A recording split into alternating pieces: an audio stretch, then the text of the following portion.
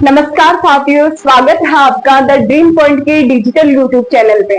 अपनी चर्चा चल रही थी पोषक तत्वों के बारे में। पोषक तत्वों से रिलेटेड अपने पिछले क्लासें हो चुकी है, तो पोषक तत्वों के इसी टॉपिक को आगे बढ़ाते हुए अपन और चर्चा करते हैं इनके बारे में। अपन पढ़ चुके हैं प्राथमिक पोषक तत्वों के बारे में। प्राथमिक पोषक तत्वों के बारे में अपन कंप्लीट पढ़ चुके हैं। प्राथमिक पोषक तत्व,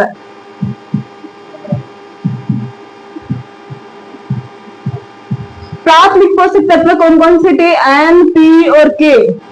इनके बारे में अपन पूरा अच्छे से विस्तार से पढ़ चुके हैं कि नाइट्रोजन की कमी से कौन सा रोग होता है, इनके कार्य क्या होते हैं, अधिकता से कौन से रोग होते हैं। इसके साथ ही साथ नॉर्मल इंट्रोडक्शन भी इनका हो गया था। आपने फॉस्फोरस का हो गया था, पोटास अपन ने पढ़ लिया था। अब बारी है द्वितीय पोषक तत्वों की।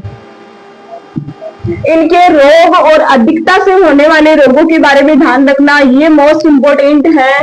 और जो आपको कार्य करवाए गए वो कार्य बहुत इम्पोर्टेंट, जो कार्य दे रखे हैं वही करवाए। मैंने ध्यान रखना, इनमें से क्वेश्चन पूछने का पूरा चांस है, ठीक है। अब द्वितीय पोषक तत्वों के बारे में अपन चर्चा करते हैं। पहले अपन पढ़ चुके हैं कि प्राथमिक पोषक तत्व कौन कौन से होते हैं, एन, पी और के। प्राथमिक पोषक तत्व बोलेंगे किनको? जिन पोषक तत्वों की, प्राथमिक पोषक तत्व की परिभाषा में अपन ने क्या पढ़ा था? जिन पोषक तत्वों की पौधों को 1 ppm से अधिक मात्रा में आवश्यकता हो, उनको अपन क्या बोल रहे थे? प्राथमिक पोषक तत्व। क्या बोल रहे थे? प्राथमिक पोषक तत्व। और द्वितीय पोषक तत्वों के बारे में मैंने एक ही चीज बताई थी कि इनको भी 1 ppm से अधिक मात्रा में आवश्यकता होगी, लेकिन प्राथमिक पोषक तत्व की तुलना में कम मात्रा में आवश्यकता होगी। कौन से पोषक तत्वों की? द्वितीय पोषक तत्वों की।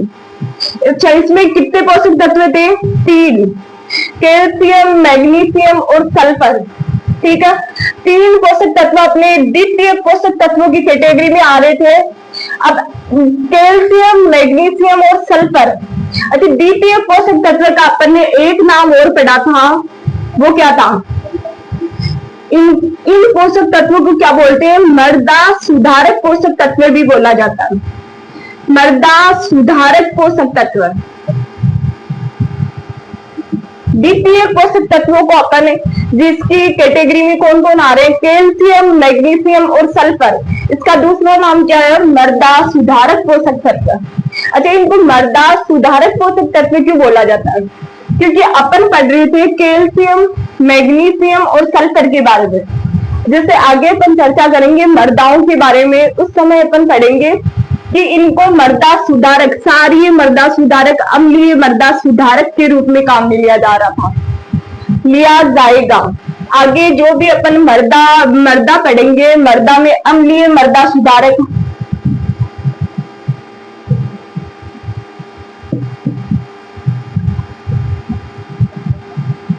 मृदा सुधारक पोषक तत्व इनको क्यों बोल रहे हैं? क्योंकि इनको पौधे में अम्लीयता या क्षारीयता को दूर करने के लिए इन पोषक तत्वों का उपयोग किया जा रहा है। तो अम्लीय मृदा सुधारक कौन कौन से पोषक तत्व है? इनमें से कैल्शियम और मैग्नीशियम। ध्यान रखना, अपन आगे पढ़ेंगे अम्लीय मृदा सुधारक के रूप में तुलना का उपयोग मोस्ट इंपोर्टेंट है, लेकिन कैल्शियम और मैग्नीशियम भी इंपोर्टेंट है। कैल्शियम चूने में क्या पाया जाएगा? कैल्शियम ही पाया जाएगा, इसीलिए अम्लीय मृदा सुधारक के रूप में कैल्शियम और मैग्नीशियम को काम में ले रहे हैं। और क्षारीय मृदा सुधारक के रूप में, क्षारीय मृदा सुधारक, क्षारीय मृदा सुधारक के रूप में कौन सा पोषक तत्व काम में आ रहा है? अपने सल्फर, ठीक है। इसी सल्फर को अपन अलग अलग रूप में देंगे और मृदा की क्षारीयता को दूर करने में सहायक होगा। इसलिए कैल्शियम और मैग्नीशियम ध्यान रखना अम्लीय मृदा सुधारक है। क्षारीय मृदा सुधारक की बात आए तो क्षारीय C2S, ठीक है, क्षारीय C2S, ठीक है। अम्लीय मृदा सुधारक कैल्शियम और मैग्नीशियम, क्षारीय मृदा सुधारक बोले तो सल्फर। इन पोषक तत्वों को मृदा सुधारक पोषक तत्व कहा जाता है। इसके साथ ही साथ इनका एक अन्य नाम और होता है, एक तो मृदा सुधारक एक दूसरा नाम क्या होगा, गौण पोषक तत्व। ध्यान रखना, आपको सीधा सीधा क्वेश्चन पूछ सकते हैं कि गौण पोषक तत्व निम्न में से गौण पोषक तत्व तो वो कौन से द्वितीय पोषक तत्वों को अपन किस नाम से जान रहे हैं, गौण पोषक तत्व है। जो द्वितीय पोषक तत्व है उन द्वितीय पोषक तत्वों को अपन किस नाम से जानेंगे, गौण पोषक तत्व के नाम से। ये दोनों नाम इसके ध्यान रखना, गौण पोषक तत्व और मृदा सुधारक पोषक तत्व। अच्छा, द्वितीय पोषक तत्वों की कितनी मात्रा आवश्यकता होगी, 1 ppm से अधिक।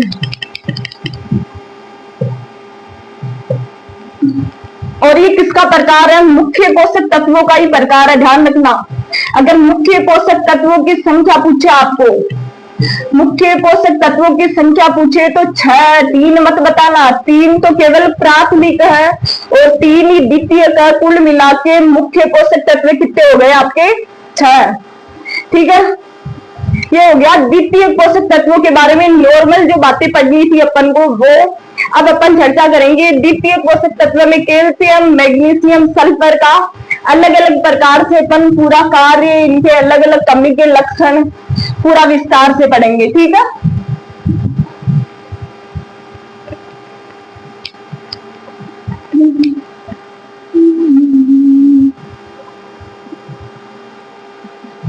अब पढ़ेंगे अपन कैल्शियम के बारे में। सबसे पहले अपने द्वितीय पोषक तत्व में आ रहा है कैल्शियम।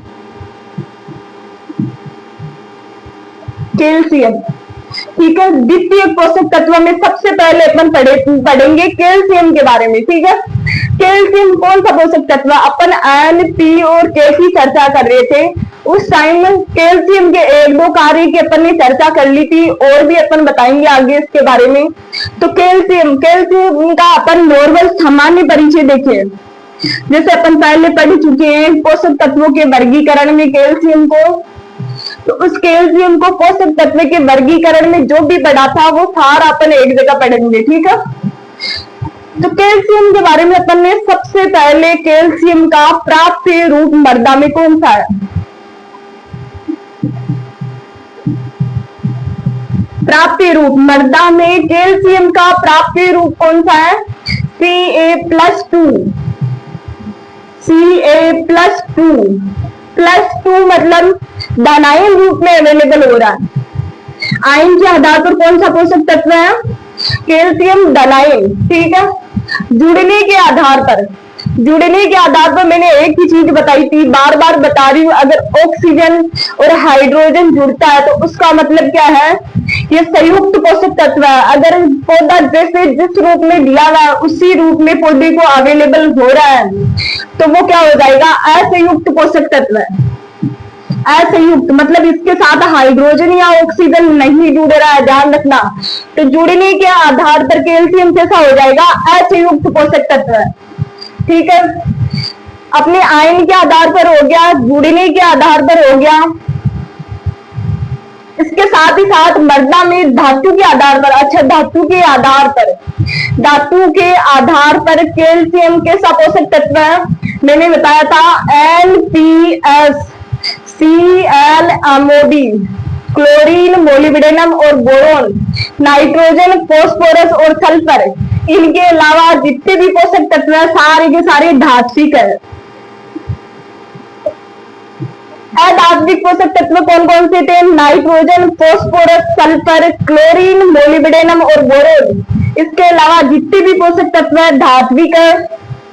तो धातु के आधार पर कैसी प्रकृति हो जाएगी इसकी, धात्विक।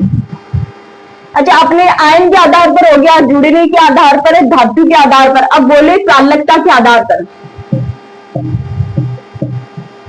चालकता के आधार पर कैसा पोषक तत्व है, तो सबसे पहले चर्चा करते हैं अपन मृदा में चालकता के आधार पर। मृदा में चालकता के आधार पर कैल्शियम कैसा पोषक तत्व है, मैंने मृदा में चालकता के आधार पर 3 भागों में पोषक तत्वों को डिवाइड किया था, जिनमें पहला डिवाइडेशन क्या था अपने, अधिक चालक। अधिक चालक कौन कौन से पोषक तत्व थे, nitrate, boron, sulphate, chlorine, manganese. ये सारे के सारे पोषक तत्व मृदा में अधिक चालक पोषक तत्व है, ध्यान रखना। मृदा में अधिक चालक पोषक तत्व है। इसके साथ साथ फास्फोरस और जिंक, फोस्फोरस और जिंक मृदा में अचालक तत्व है। इसके अलावा जितने भी पोषक तत्व रह रहे हैं वो कम या मध्यम चालक तत्व होंगे, ध्यान रखना, कम या मध्यम चालक तत्व है। इसमें मृदा में चालकता के आधार पर बात हो रही है, कम या मध्यम चालक तत्व है, कम बोल सकते हो या मध्यम चालक पोषक तत्व है, ठीक है। इसके बाद पौधे में चालकता के आधार पर, पौधे में चालकता के आधार पर कैल्शियम की बात करें तो पौधे में चालकता के आधार पर कैल्शियम और बोरोन, कैल्शियम और बोरोन मैंने बताया था, कैल्शियम और बोरोन जिनकी कमी के लक्षण पौधे की शीर्ष कलिका पे दिखाई देते हैं वो कौन से पोषक तत्व होते हैं? अचालक, मृदा में पौधे में अचालक तत्व होंगे। पौधे में अचालक तत्व कौन से होंगे? जिनकी कमी के लक्षण पौधे की शीर्ष कलिका पे दिखाई देते हैं वो कौन से पोषक तत्व होंगे? अचालक पोषक तत्व। कार्य में पौधे में अचालक तत्वों की बात हो रही है जिनकी कमी के लक्षण पौधे की शीर्ष कलिका पे दिखाई देते हैं वो अचालक तत्व होंगे, ध्यान रखना। तो चालकता के आधार पर हो गया आपने, इसके साथ प्राप्य रूप की चर्चा हो गई, जुड़ने के आधार पर, आयन के आधार पर, धातु के आधार पर पोषक तत्वों के बारे में हो गया। एक चीज अपन ने कार्य में पढ़ा था कि कार्य के आधार पर पोषक तत्वों का वर्गीकरण, तो उसमें जितने भी यम पोषक तत्व थे, जितने भी यम पोषक तत्व थे अपन ने कार्य के आधार पर जो पोषक तत्वों का वर्गीकरण किया था उसमें मैंने एक ही ट्रिक बताई थी, जितने भी यम पोषक तत्व है सारे के सारों का कार्य क्या होगा? उनका कार्य क्या होगा? वाहक व नियंत्रक के रूप में, वाहक व नियंत्रक पोषक तत्व कार्य के आधार पर अपन ने वर्गीकरण किया था। उस समय पोषक तत्वों के बारे में देखा था, वाहक व नियंत्रक पोषक तत्व है ये,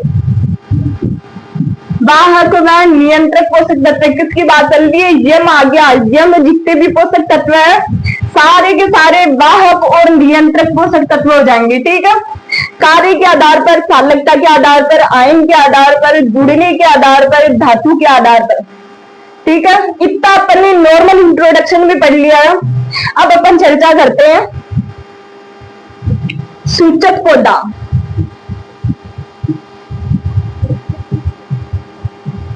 कैल्शियम का सूचक पौधा कौन सा है? कैल्शियम का सूचक पौधा मैंने आपको बताया था, कैल्शियम का सूचक पौधा जितनी भी दलहनी फसलें होगी, दलहनी फसलें सबसे पहले कैल्शियम की कमी को प्रदर्शित करता है, इसलिए दलहनी फसलों को कैल्शियम के सूचक पौधे के रूप में जाना जाता है, ध्यान रखना। कैल्शियम का सूचक पौधा ये भी पहले करवा चुकी हूँ, दलहनी फसलें, ठीक है। इसके साथ ही साथ एक अपन ने देखा था मृदा में स्रोत, कैल्शियम का मृदा में स्रोत कौन सा है? अपन ने पढ़ा था कैल्शियम और मैग्नीशियम का मृदा में स्रोत क्या होगा? डोलोमाइट। कैल्शियम और मैग्नीशियम दोनों का ही उपयोग, कैल्शियम और मैग्नीशियम दोनों ही डोलोमाइट खनिजों के अयस्क से प्राप्त हो रहे हैं। डोलोमाइट खनिजों का अयस्क होगा, उससे क्या प्राप्त हो रहे हैं? कैल्शियम और मैग्नीशियम, ठीक है। अपन डोलोमाइट को एक जगह और पढ़ते हैं, जब अम्लीय मृदाएं पढ़ेंगे अपन, अम्लीय मृदाओं के उपचार में, अम्लीय मृदाओं के उपचार में जो भी अपन केमिकल पढ़ेंगे उनमें आएगा डोलोमाइट। डोलोमाइट अपन वहां पे देखेंगे, अम्लीय मृदाओं का सुधार करेंगे तब अपने केमिकल आएगा डोलोमाइट। अभी मैंने बताया था कि कैल्शियम को किस रूप में काम में ले रहे हैं? अम्लीय मृदा सुधारक के रूप में, कैल्शियम को अम्लीय मृदा सुधारक के रूप में काम में ले रहे हैं। तो ये डोलोमाइट भी कहाँ आएगा? क्योंकि इस डोलोमाइट में पाया जाएगा कैल्शियम और मैग्नीशियम जो अम्लीय मृदाओं को सुधारने का काम कर रहा है, ठीक है। इतना अपन ये चीजें कोई कुछ भी नया नहीं है इसमें, अपन इसके बारे में पढ़ चुके हैं पहले भी, बस एक जगह पोषक तत्व के बारे में लिख रहे हैं तो इसका नॉर्मल इंट्रोडक्शन होना जरूरी है अपने पास, ठीक है। ये पहले सारी की सारी चीजें पढ़ी हुई है अपने पास। अच्छा, कैल्शियम का नॉर्मल इंट्रोडक्शन हो गया। अब चर्चा करते हैं कैल्शियम के कार्यों की। ठीक है, कैल्शियम के कार्य। अच्छा, कैल्शियम के कार्य की चर्चा करें तो कैल्शियम का एक मोस्ट इंपोर्टेंट कार्य जो अपन पहले भी चर्चा कर चुके हैं, वो क्या था?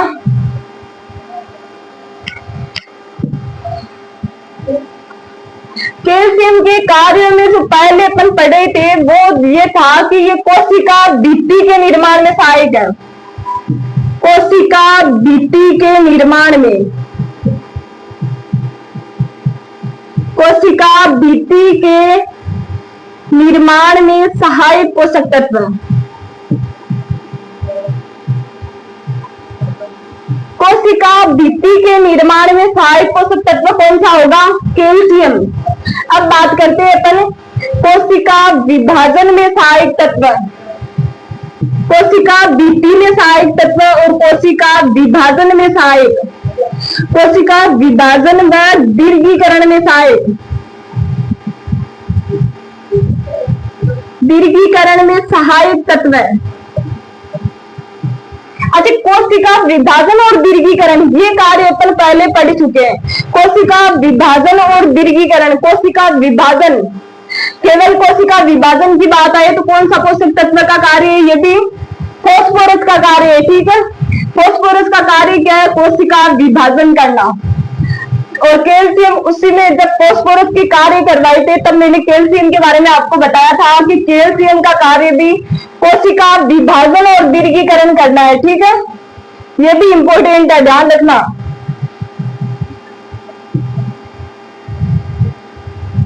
अच्छा, कोशिका विभाजन में इसका क्या काम रहेगा? अपन कोशिका बायो में जब कोशिका विभाजन करते हैं उस टाइम एक चीज देखते हैं कि कैल्शियम पेक्टेट और मैग्नीशियम पेक्टेट का निर्माण होता है। कोशिका विभाजन के समय अपन पूरा चक्र पढ़ते हैं, उसमें एक ही चीज नोटिस करते हैं कि कैल्शियम पेक्टेट और मैग्नीशियम पेक्टेट का निर्माण होता है। कैल्शियम पेक्टेट व मैग्नीशियम पेक्टेट का निर्माण होता है। कैल्शियम से पता चल रहा है कैल्शियम पेक्टेट और मैग्नीशियम पेक्टेट का निर्माण हो रहा है किसके समय? कोशिका विभाजन के समय। ठीक है, ये चर्चा हो गई। इसके बाद में और किसमें सहायक है कैल्शियम?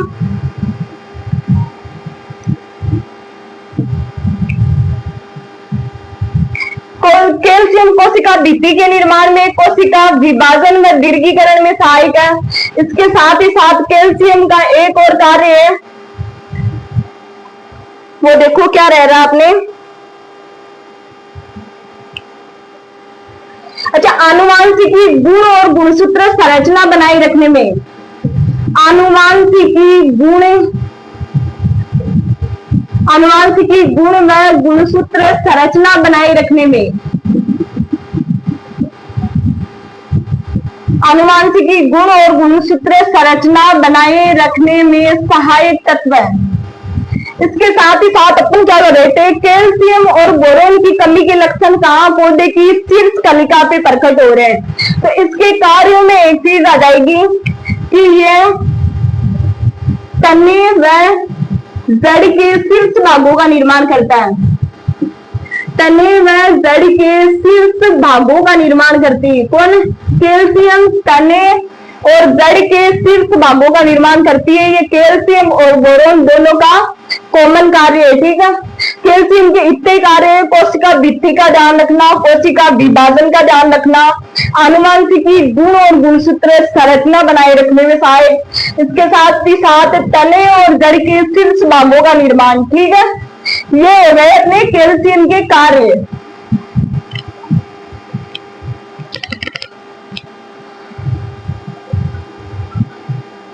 कैल्शियम के कार्यों की चर्चा हो चुकी है। इसके साथ ही साथ अपन पढ़ रहे थे, एक मैंने नोट लगा के लिखा था पोटेशियम में, कि पोटेशियम कहां पे पाया जाता है? कोशिका द्रव्य में। साइटोप्लाज्म में कौन सा तत्व पाया जाएगा? पोटेशियम। उसी जगह मैंने नोट लगवा के ये चीज लिखाई थी कि कैल्शियम का पाया जा रहा है प्रोटोप्लाज्म में। प्रोटोप्लाज्म में कौन सा तत्व पाया जा रहा है? कैल्शियम। प्रोटोप्लाज्म बोले तो जीव द्रव्य, और साइटोप्लाज्म बोले तो कोशिका द्रव्य।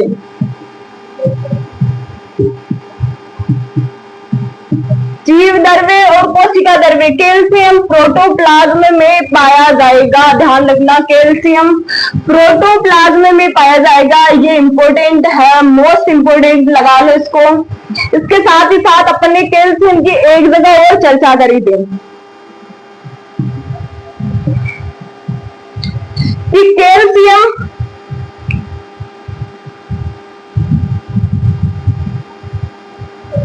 के बारे में, कैल्शियम के बारे में एक चीज और देखी थी अपन ने, वो ये थी, हाँ, कैल्शियम दानों की जब बात आई थी कि नाइट्रोजन दानों में किस रूप में पाई जाती है, नाइट्रोजन दानों में किस रूप में पाई जाती है, तो अपन क्या बता रहे थे? प्रोटीन रूप में। अपनी बात आई थी फॉस्फोरस किस रूप में दानों में अवेलेबल है, तो फार्टीन के रूप में। वही अपन ने पढ़ा था कि दानों में कैल्शियम फाइटेट के रूप में अवेलेबल है। कैल्शियम फाइटेट के रूप में उपलब्ध है। ध्यान रखना किसकी बात चल रही है यहाँ पे? कैल्शियम दानों में कैल्शियम फाइटेट के रूप में अवेलेबल है, ध्यान रखना। और फॉस्फोरस के बारे में क्या पढ़ा था? फार्टीन रूप में, फार्टीन रूप में। कैल्शियम दानों में कैल्शियम फाइटेट के रूप में अवेलेबल है, और फॉस्फोरस दानों में फार्टीन के रूप में अवेलेबल है। अपन ने एक चीज और देखी थी, नाइट्रोजन दानों में किस रूप में अवेलेबल है? प्रोटीन के रूप में। ठीक है, ये चीजें बहुत जरूरी है, छाप लेना इसको, वेरी वेरी इंपॉर्टेंट है, ध्यान रखना इनको। साइटोप्लाज्म की बात करें तो पोटास, प्रोटोप्लाज्म की बात करें तो कैल्शियम दानों में कैल्शियम फाइटेट के रूप में, और फॉस्फोरस फार्टीन के रूप में, और नाइट्रोजन प्रोटीन के रूप में। ठीक है, कार्य के बारे में अपन ने विस्तार से पढ़ लिया है। इसके बाद चर्चा करते हैं कैल्शियम की कमी के लक्षण। कैल्शियम की कमी के लक्षण। अच्छा, कमी के लक्षणों की बात करें तो कैल्शियम की कमी के लक्षण शीर्ष कलिका पे, बार बार बोल रही हूँ, शीर्ष कलिका पे कैल्शियम और बोरोन की कमी के लक्षण।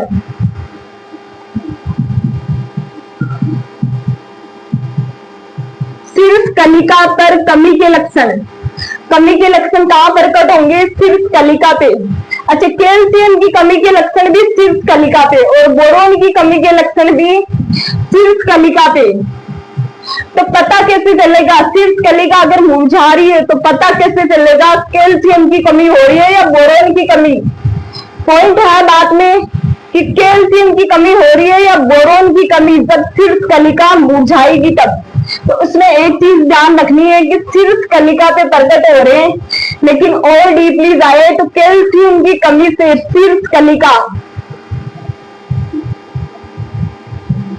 कैल्शियम की कमी से शीर्ष कलिका हुकनुमा संरचना में बदल जाती है, हुकनुमा संरचना में बदल जाएगी। कैल्शियम की कमी से शीर्ष कलिका हुकनुमा संरचना में बदल जाएगी। ध्यान रखना, यहाँ पे बात चल रही है कैल्शियम की कमी, कैल्शियम और बोरोन दोनों की कमी होती है तो हुकनुमा संरचना। ऐसे बोले तो, इंग्लिश में बोले तो टर्मिनल बड डाई।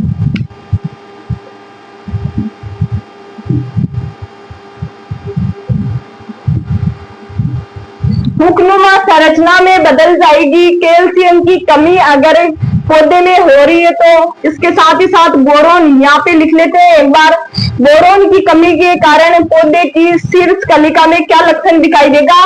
पौधे की शीर्ष कलिका कैसी हो जाएगी? द्वीपनुमा संरचना। द्वीपनुमा और हुकनुमा दोनों का ध्यान रखना। हुकनुमा संरचना कैल्शियम की कमी के कारण और द्वीपनुमा संरचना बोरोन की कमी के कारण। इसके साथ ही साथ अपन द्वीपनुमा संरचना का चलो पहली बार पढ़ रहे हैं। इसके साथ ही साथ अपन ने एक चीज पढ़ा था, फूल गोभी में बीही पटेल रोग। फूल गोभी में वही पटेल रोग। अच्छा, फूल गोभी में वही पटेल रोग की बात करें तो ये किसके कारण हो रहा था? अपने मोलिब्डेनम की कमी के कारण।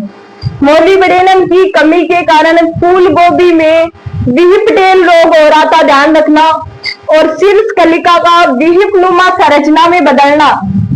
शीर्ष कलिका का बीहिपनुमा संरचना में बदलना किसकी कमी के कारण हो रहा है? बोरोन की कमी के कारण। साथ ही साथ चर्चा करें, हुकनुमा संरचना में बदल दिए तो कैल्शियम की कमी। ठीक है, कमी के लक्षणों में यही चीज देखने को मिलेगी। इसके साथ अपन चर्चा करते हैं कैल्शियम की कमी से होने वाले रोग। कमी से होने वाले रोग, कमी से होने वाले रोग, कैल्शियम की कमी से होने वाले रोगों के बारे में चर्चा करते हैं। तो कैल्शियम में सबसे पहले जो रोग हो रहा है वो है मूंगफली में पॉपिंग रोग। अच्छा, इस रोग में क्या होता है? मूंगफली में जो पॉपिंग रोग हो रहा है उसका मुख्य लक्षण क्या है?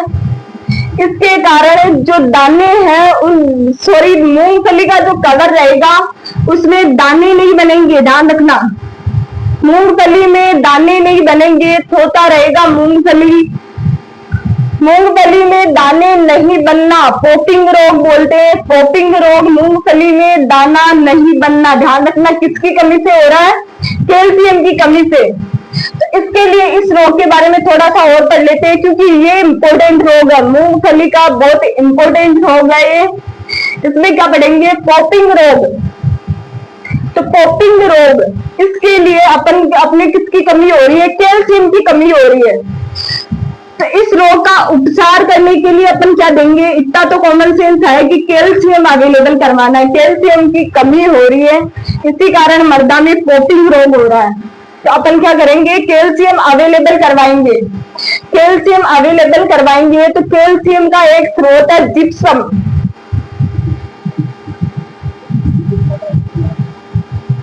जिप्सम, अच्छा, जिप्सम में अपन देख रहे थे कैल्शियम और सल्फर पाया जा रहा था।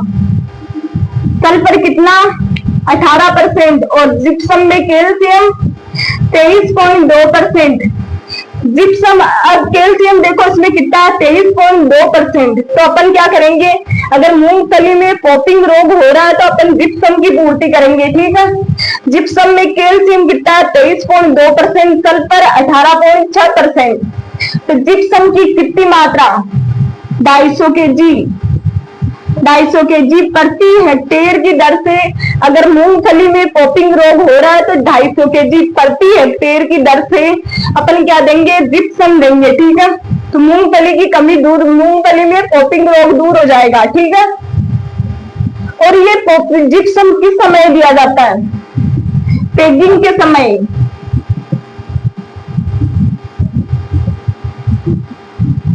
ये जिप्सम मर्दा में दिया जाएगा पेगिंग के समय। पेगिंग किसको बोलते हैं? मूंगफली में सुइयां बनने की क्रिया को अपन क्या बोलेंगे? पेगिंग। ठीक है, इस समय अपन 250 kg प्रति हेक्टेयर की दर से कौन सा क्या देंगे? जिप्सम, जिससे पॉपिंग रोग दूर हो जाएगा। ठीक है, पॉपिंग, अच्छा, मूंगफली की कमी से, कैल्शियम की कमी से होने वाले रोगों में मूंगफली में पॉपिंग रोग, एक गाजर में कैविटी स्पॉट रोग। जब अपन ये सब पढ़ेंगे, सब्जियां, फल फ्रूट वगैरह, तब इनके बारे में, ये विकार है, इनके बारे में और विस्तार से पढ़ लेंगे। पर अभी इतना ही लिखो, रोग का नाम लिखते चलो कि कौन से पोषक तत्व की कमी से कौन सा रोग हो रहा है। ठीक है, गाजर में कैविटी स्पॉट रोग।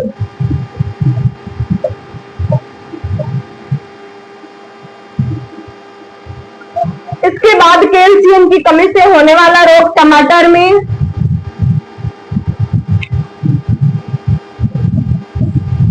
टमाटर में BER, ब्लूजम एंड रूट।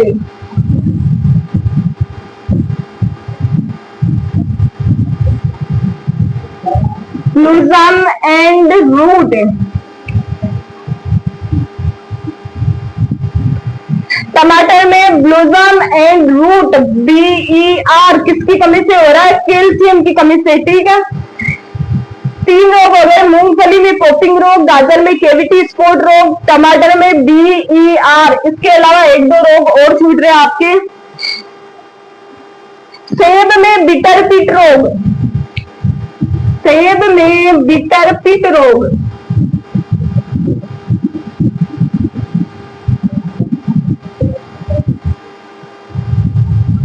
इसके अलावा फूल गोभी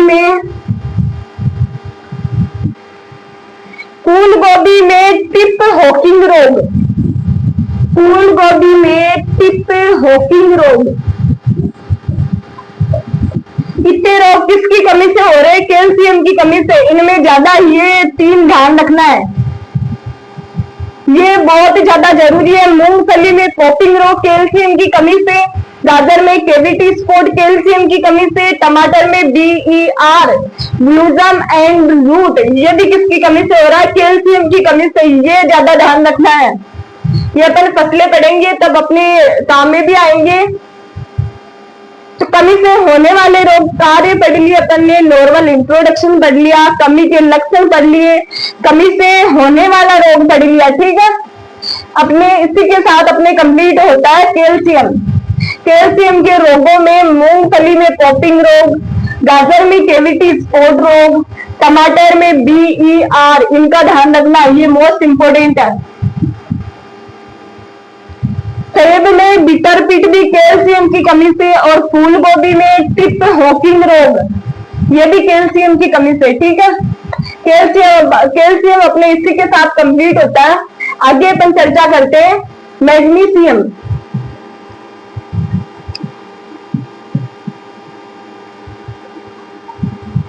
मैग्नीशियम, अच्छा, मैग्नीशियम के बारे में अपन सामान्य रूप से देखें, सामान्य जानकारी देखिए मैग्नीशियम के बारे में। तो मैग्नीशियम का प्राप्तीय रूप, सबसे पहले मैग्नीशियम का प्राप्तीय रूप कौन सा है? Mg+2। Mg+2 आ गया, मतलब कौन सा पोषक तत्व है? धनायन। NPS, Cl, अमोबी के अलावा जितने भी पोषक तत्व है सारे के सारे धात्विक, इसके साथ ऑक्सीजन या हाइड्रोजन नहीं जुड़ा हुआ, मतलब असंयुक्त पोषक तत्व है। अच्छा, आयन के आधार पर हो गया, धातु जुड़ने के आधार पर। अच्छा, चालकता के आधार पर बात करें तो चालकता के आधार पर, मृदा में चालकता के आधार पर मैग्नीशियम की बात करें तो मृदा में चालकता के आधार पर मैग्नीशियम के साथ कम या मध्यम चालक, कम या मध्यम चालक। ठीक है, अधिक चालक पोषक तत्व कौन कौन से थे? नाइट्रेट, सल्फेट, बोरोन, क्लोरीन और मैग्नीज अधिक चालक है। मृदा में अधिक चालक की बात कर रही हूँ। मृदा में अचालक पोषक तत्वों की बात करें तो फास्फोरस और जिंक है। इसके अलावा जितने भी पोषक तत्व बच रहे हैं सारे के सारे कम या मध्यम चालक हो जाएंगे। ठीक है, ये तो मृदा में चालकता के आधार पर बात हो गई। अब चर्चा करते हैं पौधों में चालकता के आधार पर।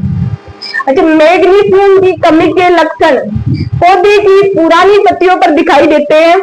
मैग्नीशियम की कमी के लक्षण पौधे की पुरानी पत्तियों पर दिखाई देते हैं, तो ये कैसा तत्व हो जाएगा? अधिक चालक तत्व। अधिक चालक तत्व क्यों? क्योंकि इसकी कमी के लक्षण पौधे की पुरानी पत्तियों पर प्रकट होते हैं, और जिन पोषक तत्व की कमी पौधे की पुरानी पत्तियों पर प्रकट हो रही है वो सारे के सारे कैसे पोषक तत्व है? अधिक चालक पोषक तत्व है। मृदा में अधिक चालक, पौधों में अधिक चालक तत्व है। ठीक है, चालकता के आधार पर अपन ने चर्चा कर ली। इसके साथ ही साथ यम तत्व है। कार्य के आधार पर यम तत्वों को वाहक और नियंत्रक तत्वों में शामिल किया है। कार्य के आधार पर जब अपन ने वर्गीकरण किया था तब यम तत्व, जितने भी पोषक तत्वों के लास्ट में यम आ रहा है वो सारे के सारे कैसे थे? वाहक और नियंत्रक तत्व।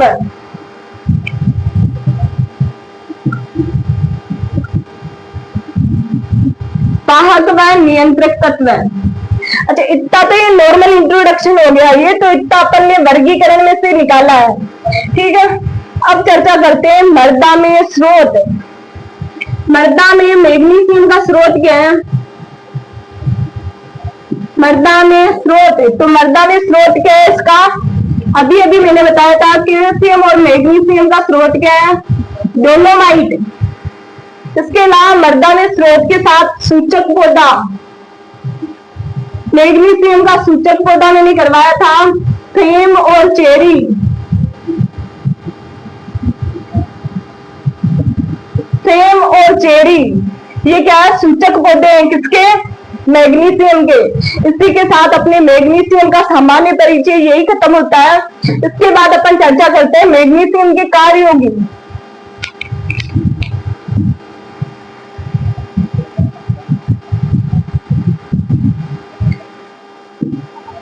मैग्नीशियम के कार्यों के बारे में चर्चा करें तो मैग्नीशियम का सबसे मोस्ट इंपोर्टेंट कार्य अपन पढ़ चुके हैं। वो क्या था कि मैग्नीशियम पोरफायरिन या क्लोरोफिल निर्माण में सहायक, क्लोरोफिल निर्माण में सहायक, पोरफायरिन या क्लोरोफिल निर्माण में सहायक तत्व अपने कौन सा? मैग्नीशियम। अच्छा, अपन ने यही कार्य पढ़ा था नाइट्रोजन में कि क्लोरोफिल निर्माण में सहायक तत्व कौन सा है? नाइट्रोजन भी है। पर ये दोनों आ जाए तो इसमें फर्स्ट प्रायोरिटी देनी है अपने मैग्नीशियम को। ठीक है, क्लोरोफिल निर्माण की बात आ जाए तो मैग्नीशियम और नाइट्रोजन दोनों ही होगा, लेकिन दोनों ऑप्शन में मिले तो आपको मैग्नीशियम ही करना है, ध्यान रखना है। अच्छा, क्लोरोफिल का निर्माण कर रहे हैं। क्लोरोफिल निर्माण करने का मतलब क्या है कि क्लोरोफिल क्या कार्य कर रहा है? पौधों को हरा बनाए रखने में। तो ये चीज भी लिख लो, पौधों को हरा बनाए रखने में सहायक, पौधों को हरा बनाए रखने में सहायक।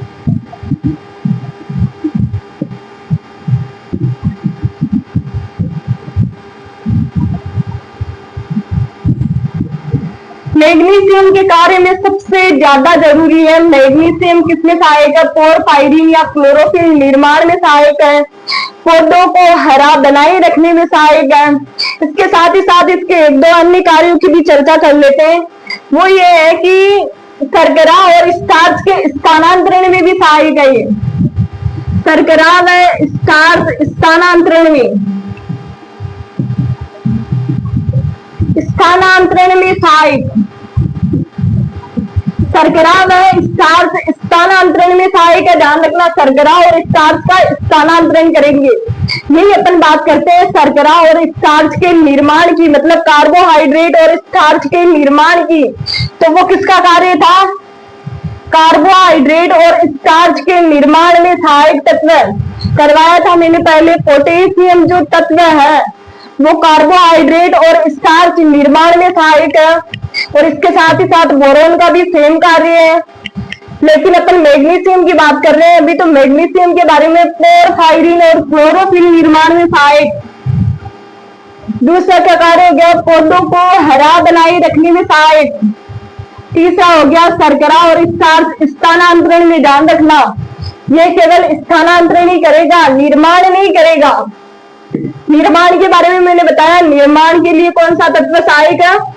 कार्बोहाइड्रेट और स्टार्च निर्माण में, एक तो पोटेशियम और एक बोरोन, ये निर्माण में सहायक है। और स्थानांतरण की बात करें तो मैग्नीशियम। ठीक है, अच्छा, मैग्नीशियम की कमी के लक्षण की बात करें, कमी के लक्षण, तो मैग्नीशियम की कमी का लक्षण क्या है? मैग्नीशियम की कमी के लक्षण पौधे के पुरानी पत्तियों पर अंतःशिरा हरिमाहीनता,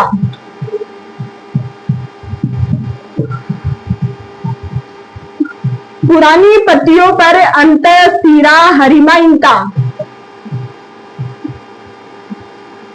पुरानी पत्तियों पर अंतःशिरा हरिमाहीनता किसकी कमी से हो रही है? मैग्नीशियम की कमी से। ठीक है, अपन पढ़ चुके हैं। यदि पुरानी पत्तियों पर अंतःशिरा हरिमाइनता की बात करें तो मैग्नीशियम की कमी का लक्षण है, ध्यान रखना। इसके अलावा मैग्नीशियम की कमी का लक्षण बस इतना ध्यान रखना है, पुरानी पत्तियों पर अंतःशिरा हरिमाइनता हो रही है तो मैग्नीशियम की कमी से होने वाले रोगों की बात करें,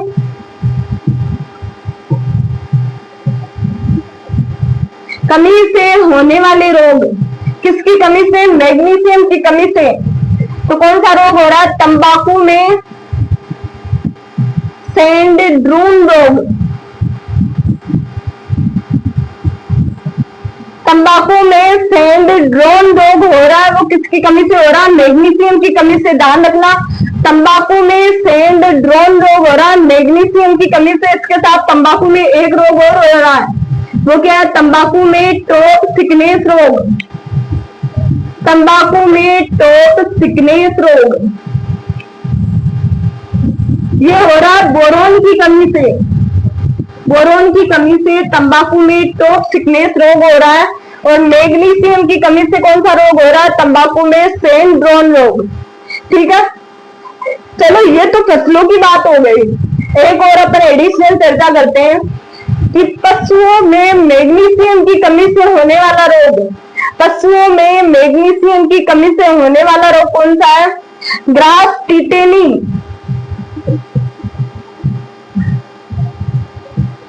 ग्रास टिटेनी या फिर हाइपोमैग्नीसिया।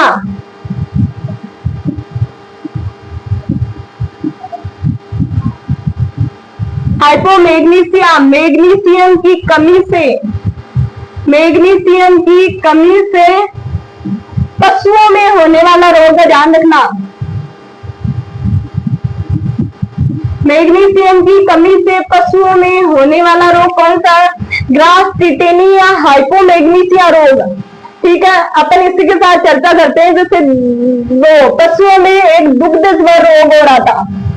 दुग्ध ज्वर रोग वो किसकी कमी से हो रहा था? कैल्शियम की कमी से। इसके अलावा एक रोग हो रहा पाइका और पिक्का रोग, वो फॉस्फोरस की कमी से। ठीक है, अब अपन चर्चा करते हैं मैग्नीशियम पर वापस आते हैं। तो मैग्नीशियम की कमी के लक्षण कौन? पुरानी पत्तियों पर अंतःशिरा हरिमाइनता। ठीक है, कमी से होने वाले रोगों में बात करें तो एक ही रोग होता है और वो भी तंबाकू में। कौन सा रोग? तंबाकू में सैंड-ड्यून रोग। इसके बाद तंबाकू में टॉप सिकनेस रोग किसकी कमी से हो रहा है? बोरोन की कमी से। अच्छा, पशुओं में ग्रास टिटेनी या हाइपोमैग्नीसिया रोग कौन सी किसकी कमी से हो रहा है? मैग्नीशियम की कमी से। ये इसी के साथ अपने मैग्नीशियम पोषक तत्व भी खत्म होता है यहीं पे।